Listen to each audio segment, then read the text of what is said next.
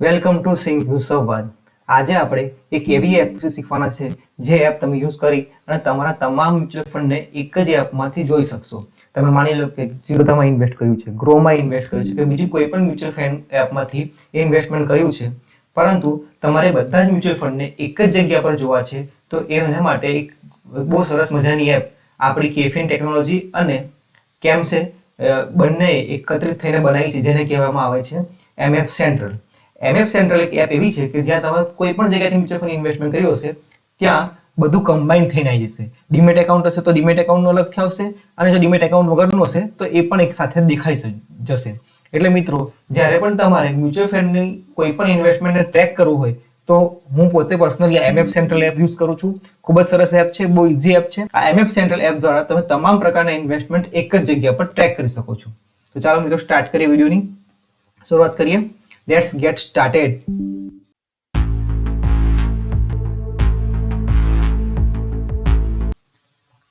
પહેલા આપણે જઈશું તો અહીંયા તમે જો અહીંયાથી તમે જોઈ શકશો કે જો તમે અત્યાર સુધી કોઈ પણ મ્યુચ્યુઅલ ફંડ એપ યુઝ કરી હશે તો તમારું જે પાન નંબર હશે એ અહીંયા નાખી અને તમે સાઇન અપ કરી શકશો.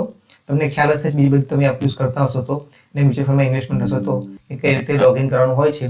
છતાં પણ આપણે અહીંયા જોઈ લઈએ છીએ તો એમએફ સેન્ટ્રલનું આ એક પેજ છે, વેબ પેજ છે. તમે ગૂગલ ક્રોમ વેબસાઇટમાં જઈ mfcentral.com કરીને ટાઈપ કરશો એટલે સીધું જ આ પેજ ખુલી જશે. ત્યાં જઈ અને જો તમારે પહેલી વખત જો આ એપમાં યુઝ કરતા હોય ત્યારે સાઇન અપ કરવું પડશે. એટલે તમે અહીંયા પાન નંબર લખી શકશો, પાન નંબર લખી અને સિક્યોરિટી ક્વેશ્ચન્સ તમારે આપવા પડશે જવાબ. સિક્યોરિટી 5 પ્રકારના સિક્યોરિટી ક્વેશ્ચન્સ હોય છે જે તમે સેટ કરી અને તમારી એમએફ સેન્ટ્રલ એપમાં સાઇન અપ થઈ શકશો. મારું તો ઓલરેડી સાઇન ઇન છે એટલે પેજ બનાવેલું છે તો હું ત્યાંથી એન્ટર થઈશ. TGPS જનરેટ ઓટીપી ક્લિક કરીએ.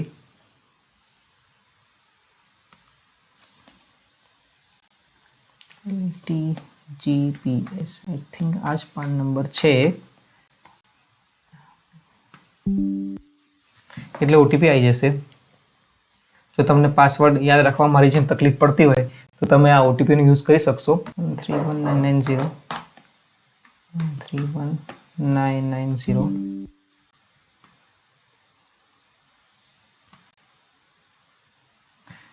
હવે અહીંયા તમે એક સિક્યોરિટી ક્વેશ્ચન તમે જે પણ સેટ કર્યો હોય અહીંયા નાખી શકશો.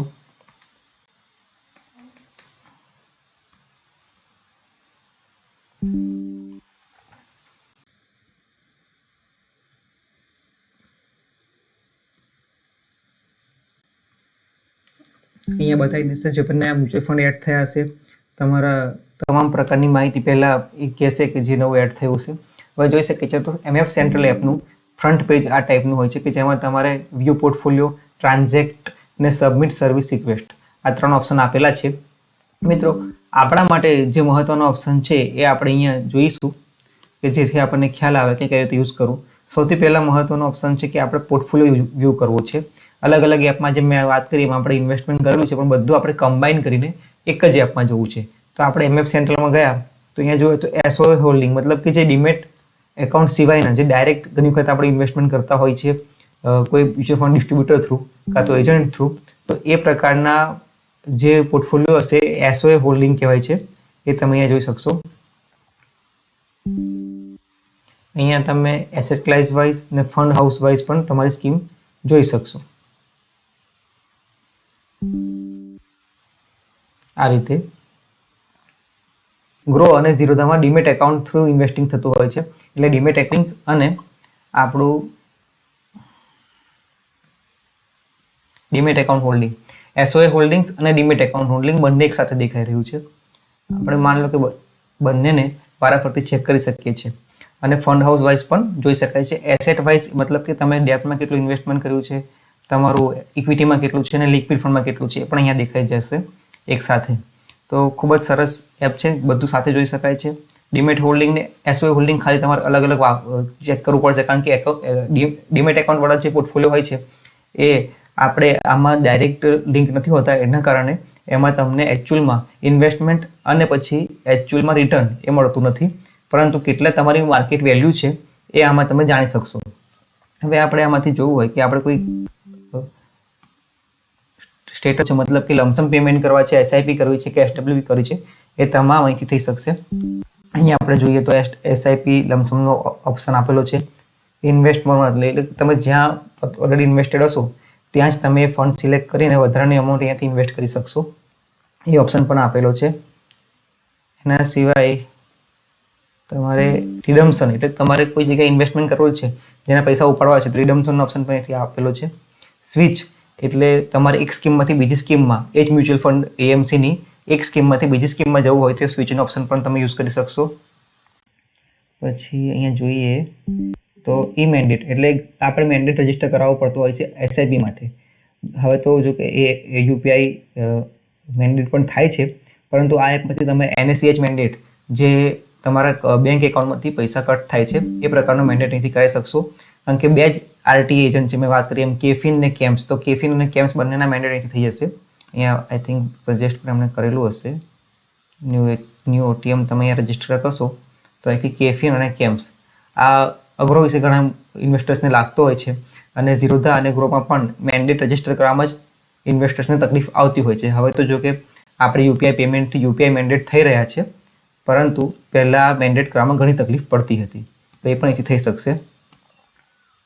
એના સિવાયનો ઓપ્શન છે બીજો એસડબ્લ્યુપી એટલે સિસ્ટમેટિક વિથડ્રોવલ પ્લાન. તમે કોઈ મોટું ઇન્વેસ્ટમેન્ટ લમસમમાં કે ગમે તે રીતે એએમસીમાં કે ફંડ સ્કીમમાં કરેલું હોય, ત્યાંથી તમારે દર મહિને જ્યારે કોઈ ફિક્સ એમાઉન્ટ તમારા એકાઉન્ટમાં લેવી હોય તો તમે એસડબ્લ્યુ પ્લાનનો ઉપયોગ કરી શકશો. તો આ તમામ ઓપ્શન અહીંયા આપેલા છે. એસટીપી એટલે systematic transact plan, I think yes, એટલે તમે એક સ્કીમમાંથી બીજી સ્કીમમાં સ્વિચ થવા માંગતા હોય સિસ્ટમેટિકલી દર મહિને, તો એ તમે એસટીપીનો ઉપયોગ કરીને કરી શકશો. જે ફોલ્ડ અહીંયા રજીસ્ટર નહીં થયેલા હોય કે તમે કોઈ બીજા ડિસ્ટ્રીબ્યુટર થ્રુ કર્યા હશે કે ઝીરોધા થ્રુ કર્યા હશે, તો અહીંયાથી એસઆઈપી પેમેન્ટ સ્ટોપનો ઓપ્શન અહીંયાથી આવતો નથી. એના સિવાયના ઓલમોસ્ટ તમામ ઓપ્શન અહીંયાથી કવર થઈ જાય છે કે જે તમે કોઈ પણ મ્યુચ્યુઅલ ફંડ એપમાં યુઝ કરતા હશો એ તમામ ઓપ્શન અહીંયા મળી જશે. અને સાથે સાથે તમને કોઈ પણ મ્યુચ્યુઅલ ફંડમાં એપમાંથી ઇન્વેસ્ટમેન્ટ કરેલું હશે એ અહીંયા જોવા મળશે. એટલે આપણને ક્રોસ ચેક કરવું છે કે મારા મ્યુચ્યુઅલ ફંડમાં જે પૈસા હું રોકું છું કોઈ એપ થ્રુ, બીજી કોઈ એપ થ્રુ, એ ખરેખર એકચ્યુઅલમાં ઇન્વેસ્ટ થાય છે કે નહીં, તો એનું પ્રોક્સી એટલે કે એને ચેક કરવા માટેનો પણ આ સરસ ટૂલ છે આપણી પાસે એમએફ સેન્ટ્રલનું.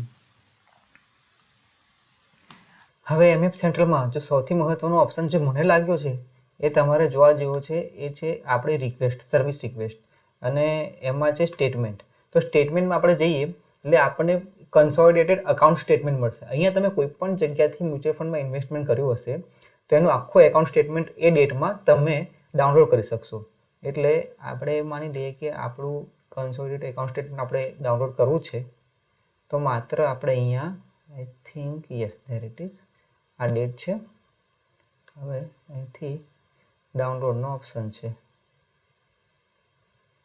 ડાઉનલોડ કરી લઈએ તો અહીંયા ડાઉનલોડ થઈ ચૂક્યું છે આપણું કન્સોલિડેટેડ એકાઉન્ટ સ્ટેટમેન્ટ. આ કન્સોલિડેટેડ એકાઉન્ટ સ્ટેટમેન્ટમાં તમારું કોઈ પણ જગ્યાની મ્યુચ્યુઅલ ફંડ સ્ટેટમેન્ટ તમે અહીંયા આખું કાઢી શકશો.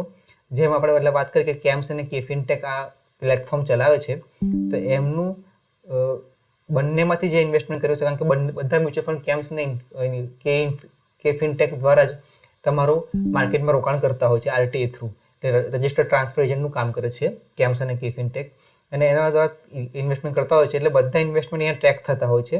એટલે તમારે તમામ મ્યુચ્યુઅલ ફંડમાં જ્યાં પણ કોઈ પણ સ્કીમમાં ઇન્વેસ્ટમેન્ટ કર્યું હશે એ બધું આ પોર્ટફોલિયોના કન્સોલિડેટેડ એકાઉન્ટ સ્ટેટમેન્ટ આપણને મળી હશે. અને આપણે જોઈ શકીએ છીએ કે ભાઈ 31 ઓગસ્ટ 2025 સુધીની સમરી છે આ.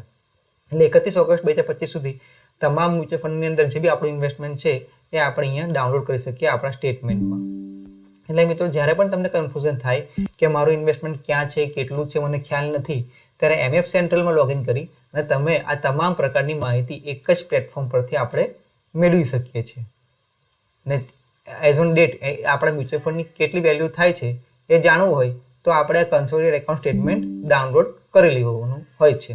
એ જ રીતે consolidated capital gain tax statement બી તમે અહીંથી ડાઉનલોડ કરી શકશો. એમાં તમારે current financial year, previous financial, જો તમે કોઈ રિડમ્પશન કર્યું હોય તો તમારે કેપિટલ ગેઇન ટેક્સ ભરવાનો આવતો હોય છે. એ પણ બહુ સરસ અહીંયા ઓપ્શન છે કે તમે ડાઉનલોડ કરી અને જાણી શકશો કે તમારે કેટલું કેપિટલ ગેઇન ટેક્સ આવી રહ્યું છે.